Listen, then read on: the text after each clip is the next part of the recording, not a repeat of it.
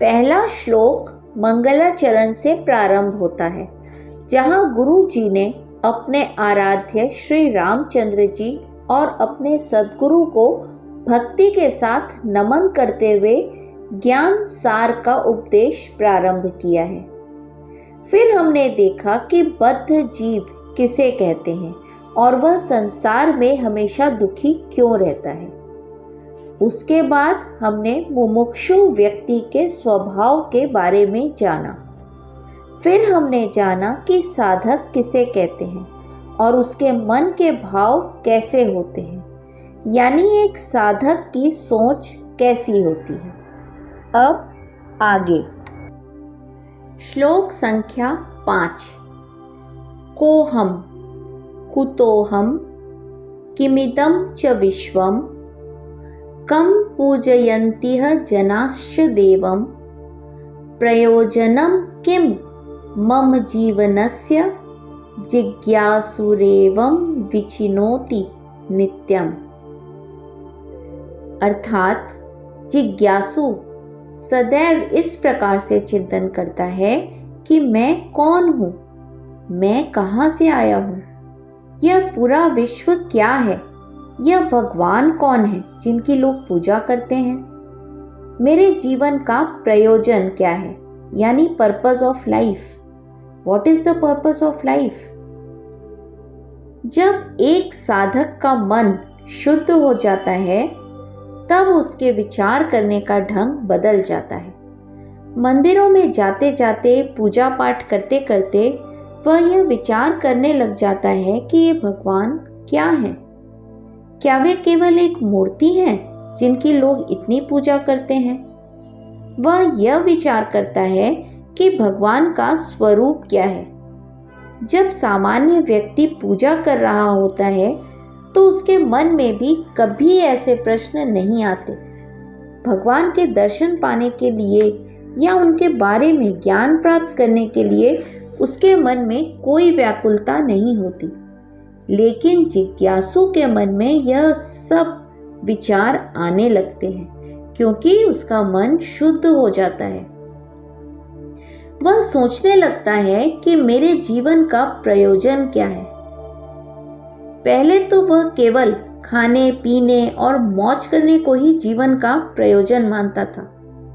फिर वह सेवा करने को ही अपने जीवन का प्रयोजन मानने लगा। फिर उससे आगे बढ़ने की इच्छा हुई और उसे तत्व को जानने की इच्छा हुई।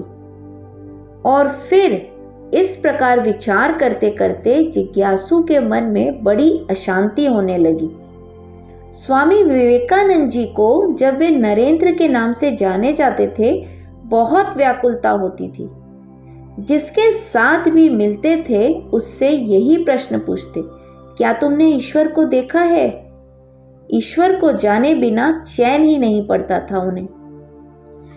बद्धावस्था में आदमी के प्रश्न बिल्कुल संसारी होते हैं, जैसे शादी, अर्थ, काम या घर के विषय में। लेकिन जिज्ञासु अवस्था तक पहुंचते पहुंचते उसके विचारों में बहुत परिवर्तन आ जाता है।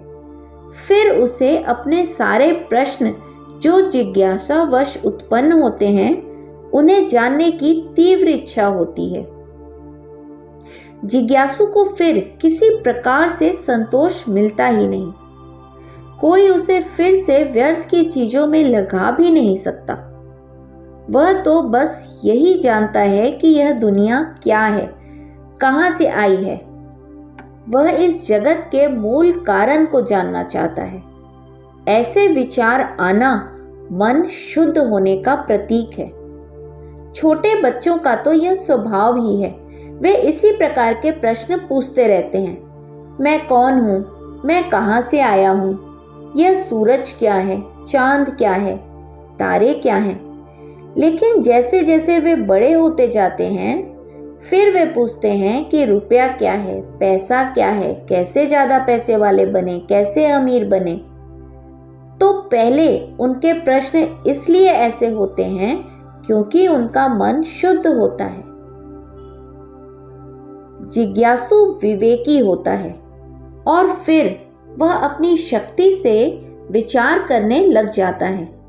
बाद में तर्क करते करते, विचार करते करते एक क्षण ऐसा आता है जब उसे यह लगने लगता है कि यह सब उसको अपनी बुद्धि से समझ में आने वाला नहीं।